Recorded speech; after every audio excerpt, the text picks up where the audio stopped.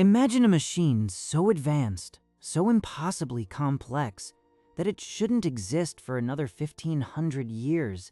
In 1900, divers pulling treasures from a Roman-era shipwreck near the island of Antikythera stumbled upon something that shattered our understanding of the past.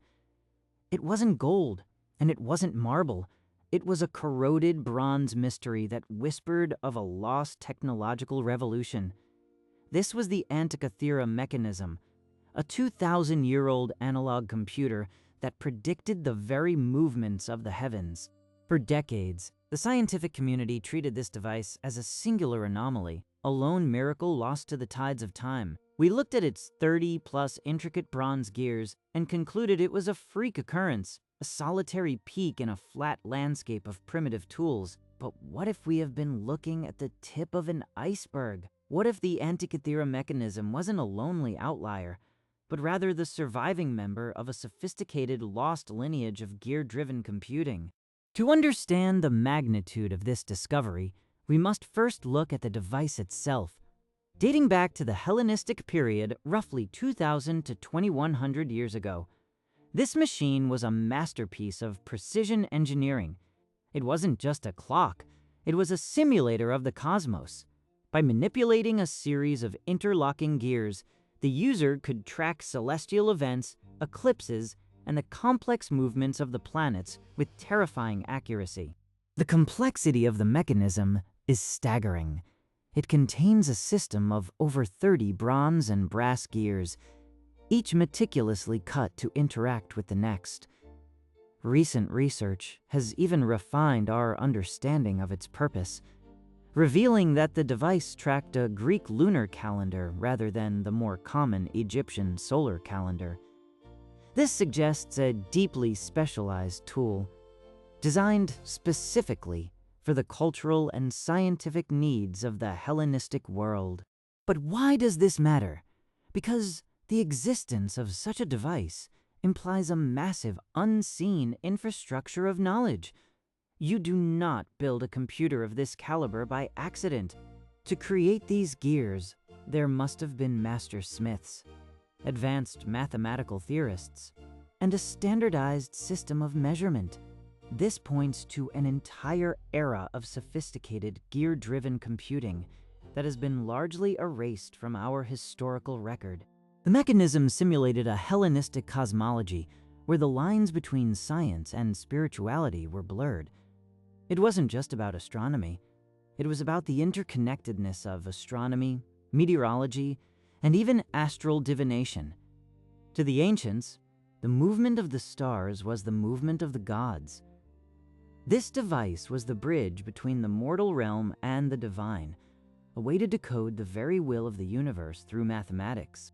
For over a century, we have been searching for the lost siblings of the Antikythera. Where are the other machines? Where are the workshops, the blueprints, and the secondary devices that would have supported such a high level of technology? The silence from the archaeological record is deafening. It is as if an entire branch of human technological evolution was suddenly pruned away, leaving us with only one surviving relic. The answer may lie beneath the waves. The Mediterranean Sea is a graveyard of ancient history, a watery tomb for thousands of shipwrecks that once carried the wealth of empires. Many of these ships were carrying more than just grain or wine. They were carrying the cutting-edge technology of their day. If a civilization produced one computer, they likely produced many, and many of them ended up at the bottom of the sea. Today, a new frontier of discovery is opening up. We are no longer limited by the reach of human divers or the clarity of the water. New underwater imaging technologies, including high-resolution sonar and LiDAR, are allowing us to scan the seafloor with unprecedented precision. We are looking for shapes that shouldn't be there. Unnatural geometries, perfectly circular objects, and clusters of metallic debris that hint at lost mechanical treasures. Imagine the moment a modern researcher spots a cluster of bronze shapes on a digital monitor.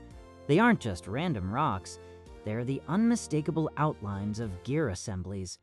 The hunt for the lost siblings is no longer a matter of chance, but a matter of data.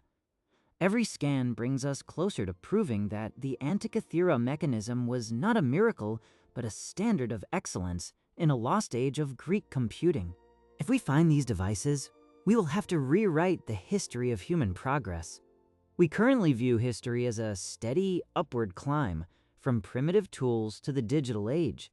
But the Antikythera proves that progress is not a straight line. It is a series of peaks and valleys. We may have reached the heights of mechanical computing 2,000 years ago, only to fall into a dark age where that knowledge was lost for centuries. The implications are profound. If the Greeks had mastered complex gear technology to this extent, what else were they capable of? Could they have developed more advanced navigation tools or even early forms of automation? The search for these lost siblings is more than just an archaeological quest. It is a search for our own forgotten potential, a reminder that the past is far more complex than we ever dared to imagine. As we continue to peer into the depths of the Mediterranean, we wait for the next great reveal. We wait for the moment when the next piece of the puzzle is pulled from the silt. Another bronze gear, another inscribed plate, another sign that the ancient world was much more modern than we thought. The ghosts of the Hellenistic engineers are waiting to be found, hidden in the dark, silent reaches of the sea. The history of technology is not a settled book. It is a living mystery. The Antikythera Mechanism was just the beginning. The real story is still being written, one shipwreck and one scan at a time. If you want to join us as we uncover the hidden chapters of our past, make sure to subscribe to Epoch Unseen. Don't miss our next journey into the unknown. Thank you for watching.